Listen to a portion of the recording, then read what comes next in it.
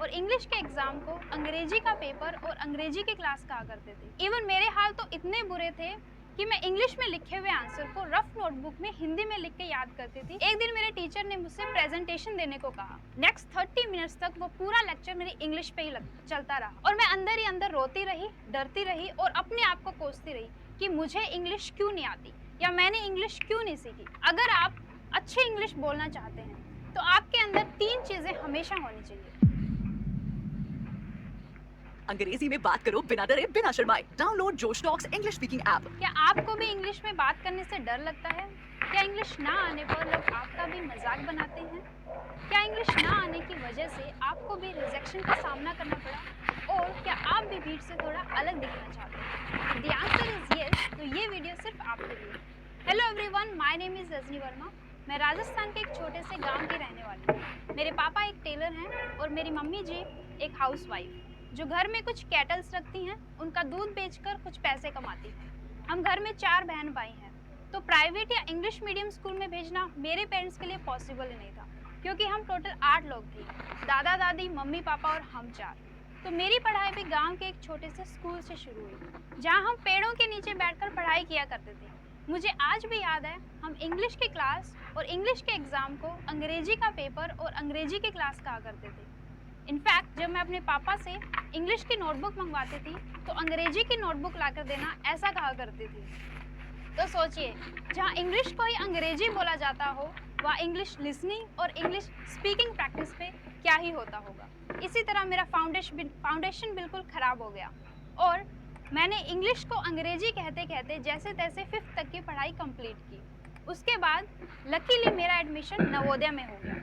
ये बात 2008 की है, जब मैं बहुत छोटी थी, बहुत डरी हुई सी और सहमी सी रहती थी, क्योंकि घर से बाहर पहली बार निकली थी। वहाँ जाने के बाद भी मुझे इंग्लिश को लेकर के ज़्यादा कुछ मिला नहीं, क्योंकि हमें इंग्लिश में सिर्फ एग्ज़ाम लिखने होते थे, तो हमें सिर्फ याद करके आंसर लिखना है, ऐसा ही कहा जाता था। तो हमें भी सिर्फ रट्टाफिकेशन की आदत हो गई थी। इवन मेरे हाल तो इतने बुरे थे कि मैं इंग्लिश में लिखे हुए आंसर को रफ नोटबुक में हिंदी में लिख के याद करती थी, बिल्कुल वैसे ही जैसे हम व्हाट्सएप पे मैसेज करते हैं। और अगर आप कहते हैं कि आपकी इंग्लिश 0 है, तो मैं इंग्लिश में माइनस में थी। बस इसी तरह रट्टाफिकेशन करते करते मैंने 12th तक की पढ़ाई कंप्लीट की। 12th के लास्ट एग्ज़ाम में, जब वो इंग्लिश का लास्ट एग्ज़ाम था, तो मुझे बहुत सुकून मिला और मैंने सोचा बस आज के बाद मैं इंग्लिश को कभी नहीं छोड़ने वाली। पर आप ही की तरह मुझे भी कहाँ पता था कि इंग्लिश आपका पीछा कभी नहीं छोड़ेगी। बस जैसे तैसे वही सेम प्रोसेस दोहरा के मैंने कॉलेज में एडमिशन लिया और लक ने मेरा हमेशा साथ दिया कि मेरा एडमिशन JNU में हो गया। जब मैं दिल्ली पहली बार आई तो मुझे पता लगा कि दिल्ली में हर सेकंड पर्सन इंग्लिश बोलता है और हम ठहरे देहाती, तो हमें तो इंग्लिश को समझ ही नहीं आती थी। कॉलेज में दिल्ली के स्टूडेंट्स और इंग्लिश मीडियम के स्टूडेंट्स मेरे कभी दोस्त नहीं बन पाए। इनफैक्ट मुझे तो इस बात का डर लगता था कि कहीं वो मुझसे बात कर भी ना ले, क्योंकि अगर वो कुछ बोलेंगे तो इंग्लिश में ही बोलेंगे और मुझे तो कुछ समझ ही नहीं आएगा। इवन क्लास के बाद मैं कभी भी कैंटीन में भी नहीं रुकती थी, क्योंकि मुझे लगता था कि अगर किसी ने कुछ पूछ लिया तो मैं उसका क्या जवाब दूंगी, क्योंकि अगर सामने वाला कुछ पूछेगा तो वो तो इंग्लिश में ही बोलेगा और मुझे तो पूछा क्या ये भी नहीं समझ आएगा, तो जवाब देना तो बहुत दूर की बात है। बस इसी तरह मेरी ज़िंदगी चल रही थी कि एक दिन वो भी आया जब कहते हैं ना, लोगों को अगर आपकी कमजोरी पता लग जाए तो वो बस उसी पे हिट कर दें और आपके इंसल्ट करने का एक भी मौका नहीं गवाते। ऐसा ही कुछ मेरे साथ भी हुआ। एक दिन मेरे टीचर ने मुझसे प्रेजेंटेशन देने को कहा। मैंने अपने दोस्त की हेल्प से प्रेजेंटेशन, PPT और नोट्स अच्छे से प्रिपेयर किया, मल्टीपल टाइम्स रिवीजन भी किया। लेकिन प्रेजेंटेशन देने से पहले मैंने अपने टीचर से पूछा कि क्या मैं ये नोट्स अपने साथ कीप कर सकती हूँ, क्योंकि आप कितनी भी प्रैक्टिस कर लें, जब आपको पता हो कि आपको इंग्लिश नहीं आती तो आप चाहे कितनी भी बार प्रैक्टिस क्यों ना करें, आप अच्छे से कॉन्फिडेंट होकर परफॉर्म नहीं कर पाते, और मैं भी नहीं थी। तो मेरे टीचर्स ने बोला कि हाँ, आप नोट्स कीप कर सकती हैं। तो मैंने अच्छे से प्रेजेंटेशन दिया नोट्स की हेल्प से, और मेरे टीचर ने अच्छे से प्रेजेंटेशन सुना सभी ने, लेकिन एंड में मुझसे एक सवाल किया। वो सवाल ना तो प्रेजेंटेशन से था, ना PPT से, और ना ही मेरे नोट से। वो सवाल मेरी इंग्लिश में था। मेरे टीचर ने मुझसे एक वर्ड का मीनिंग पूछा and he asked what is the meaning of this word and I was blank. एक पल के लिए लगा जैसे मेरे पैरों तले जमीन निकल गई हो। 2 मिनट तक पूरी क्लास बिल्कुल शांत थी और सबकी नजरें मुझ पे थी। नेक्स्ट 30 मिनट्स तक वो पूरा लेक्चर मेरी इंग्लिश पे ही चलता रहा और मैं अंदर ही अंदर रोती रही, डरती रही और अपने आप को कोसती रही कि मुझे इंग्लिश क्यों नहीं आती या मैंने इंग्लिश क्यों नहीं सीखी। लेकिन उस वक्त ये बताने वाला कोई नहीं था कि गलती मेरी नहीं है, मुझे कभी भी राइट गाइडेंस मिली ही नहीं थी। उसके बाद उस दिन मैंने ये डिसाइड किया कि ये जो इंसल्ट मेरी आज हुई है इसे मैं दोबारा ज़िंदगी में कभी नहीं होने दूंगी। मैंने अपनी जिम्मेदारी ली, यानी कि रिस्पॉन्सिबिलिटी। तो सबसे पहला पॉइंट, आपको अपनी जिम्मेदारी लेनी पड़ेगी।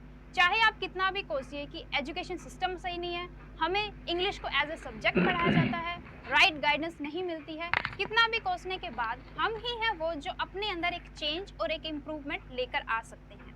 तो सबसे पहले अपनी रिस्पॉन्सिबिलिटी लीजिए। उसके बाद उसी दिन मैंने रूम जा कर के एक स्पोकन इंग्लिश की बुक उठाई और पढ़ना शुरू किया।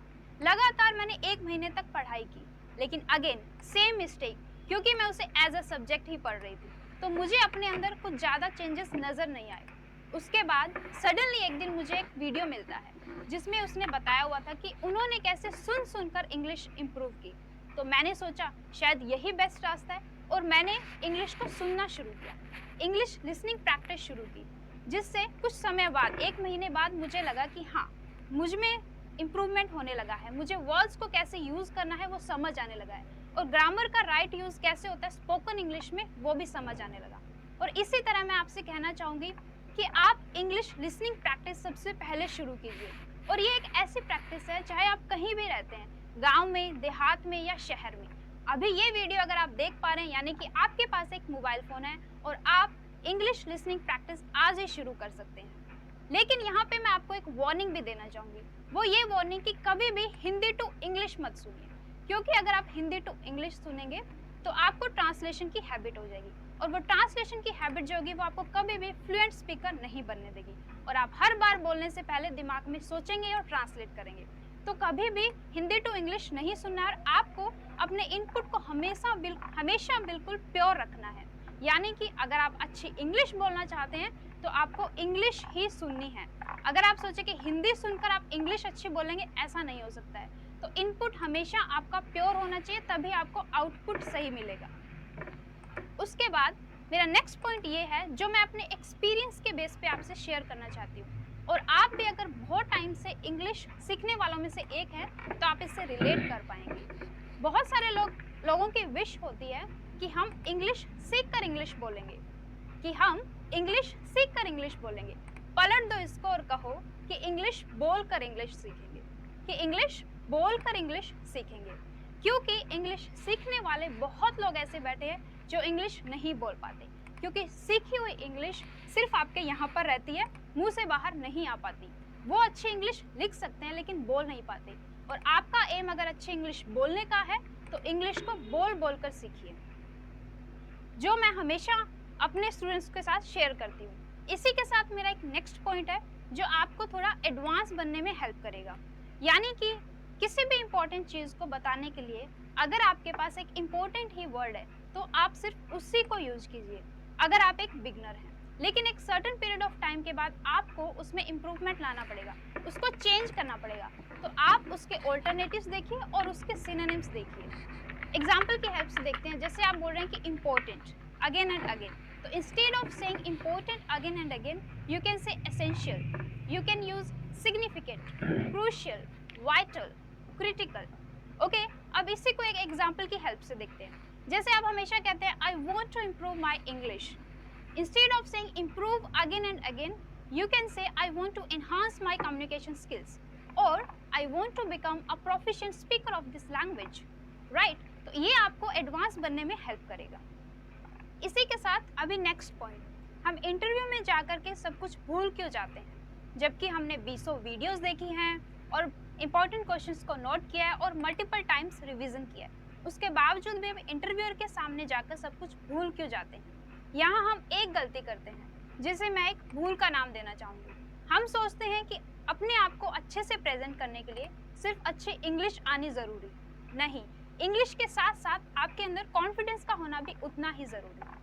अब बता तो सभी देते हैं कि कॉन्फिडेंस का होना ज़रूरी है, लेकिन कॉन्फिडेंस आएगा कैसे, इसके लिए मैं आपको एक आसान तरीका बताती हूँ। जब भी आप कोई नई चीज़ सीखें, यानी कि लिसनिंग करते हुए एक नया एक्सप्रेशन सीखा या फिर नए वर्ड का यूज़ कैसे होता है ये सीखा, या फिर एक फ्रेजल वर्ब और ईडियम। आपने कुछ भी सीखा उसे किसी भी नए लर्नर को एक्सप्लेन कीजिए। उसके बाद जब आप एक्सप्लेन करेंगे आपको अपना फीडबैक मिलेगा। आपने एक्सप्लेन करते वक्त कहाँ गलती की आपको ये पता लगेगा। उसके बाद उस फीडबैक पे काम कीजिए, इम्प्रूव कीजिए और नेक्स्ट किसी लर्नर को आप फिर से एक्सप्लेन कीजिए। इस तरह से करने से आपको 3 फायदे होंगे। पहला, आपकी प्रेजेंटेशन स्किल इम्प्रूव होगी। सेकंड, आपका कॉन्फिडेंस बूस्ट होगा। और थर्ड, आपका मल्टीपल रिवीजन होगा। और मल्टीपल रिवीजन होने की वजह से आपको चीज़ें याद रहने लगेगी। ये एक ऐसा फॉर्मूला है जो पर्सनली मैंने अपनी लाइफ में अप्लाई किया है। आज भी मैं अपने को लर्नर्स के साथ में जो भी सीखती हूँ वो शेयर करती हूँ, उन्हें बार बार एक्सप्लेन करती हूँ, अपना फीडबैक लेती हूँ, फिर इम्प्रूव करती हूँ और फिर एक्सप्लेन करती हूँ। तो ये मेरा पर्सनल फॉर्मूला है जो मैंने अपनी लाइफ में आजमाया, जो आपको कॉन्फिडेंट बनाएगा और एक फ्लुएंट स्पीकर बनने में भी हेल्प करेगा। इसके बाद अगर आप अच्छी इंग्लिश बोलना चाहते हैं तो आपके अंदर 3 चीज़ें हमेशा होनी चाहिए। क्या है वो 3 चीज़ें? पहली चीज़, a massive desire. Second, a strong determination. And third, a deliberate action plan. Now massive desire यानी कि बिल्कुल वैसे ही जैसे आपको पानी की डिज़ायर हो। पानी पीने की जब आपको डिज़ायर होती है तो आप कोई भी काम कर रहे होते हैं उसको छोड़ के सबसे पहले प्रायोरिटाइज करते हैं कि मुझे पानी पीना है। इंग्लिश बोलनी है तो इसको सबसे पहले प्रायोरिटाइज कीजिए कि आपको इंग्लिश बोलना है, यानी कि 15 मिनट की प्रैक्टिस आपको डेली करनी है, चाहे आपको सेकेंडली कोई काम करना हो। सेकेंड चीज़ है अ स्ट्रॉन्ग डिटर्मिनेशन। मैं ऐसे कई लर्नर से मिल चुकी हूँ जो 3 साल तक अपने आप को बिगनर कंसिडर करते हैं। क्यों? क्योंकि स्ट्रॉन्ग डिटर्मिनेशन नहीं होता। वो जब स्टार्ट करते हैं वो 7 दिन की जर्नी करते हैं और फिर बीच में छोड़ जाते हैं और भूल जाते हैं कि उन्होंने कोई जर्नी शुरू की थी। कुछ लोग 1 मंथ तक करते हैं और फिर छोड़ देते हैं और अगेन वो 2 months, after 2 months, after 1 month वो बिगनर की क्लास में ही जंप कर जाते हैं और इसी तरह वो 3 साल तक अपने आप को बिगनर कंसिडर करते हैं। तो आपके अंदर एक स्ट्रॉन्ग डिटर्मिनेशन होना चाहिए कि 6 महीने का एक डिटर्मिनेशन लो कि 6 मंथ के बाद आप अपने आप को एक इंटरमीडिएट स्पीकर बुला सको, ना कि बिगनर 3 साल तक। ओके, उसके बाद आता है अ डेलिब्रेट एक्शन प्लान। हमारा माइंड ऐसा होता है कि एक वक्त के बाद वो बोर हो जाता है, डीमोटिवेट हो जाते हैं कि अब हम नहीं कर सकते। तो सेम ही पैटर्न को मत दोहराइए। पूरे वीक के लिए एक ऐसा प्लान कीजिए कि मंडे को मैं 15 मिनट की स्पीकिंग प्रैक्टिस करूंगा और 2 वर्ड्स साथ में याद करने कि ये वर्ड्स मैंने यूज़ कर लिया। ट्यूसडे को मैं 15 मिनट की फिर स्पीकिंग प्रैक्टिस करूंगा और एक फ्रेजल वर्ब का यूज़ करूंगा। मैं ये नहीं कहूँगी कि बहुत सारे वर्ड्स यूज़ कीजिए, आपको वीक में सिर्फ 5 वर्ड्स लर्न करने हैं, पर 5 वर्ड्स जब 5 दिन तक लगातार आप 15 मिनट स्पीकिंग प्रैक्टिस करेंगे उसके अंदर आपको यूज़ करना है। और इसी तरह जब आप इनको सीखते जाएंगे तो लर्नर्स के साथ में प्रैक्टिस कीजिए, बीच में स्पीकिंग, बीच में लिसनिंग, ये चीज़ें छोटी छोटी करके ऐड करके एक डेलिब्रेट एक्शन प्लान बनाइए जिससे आप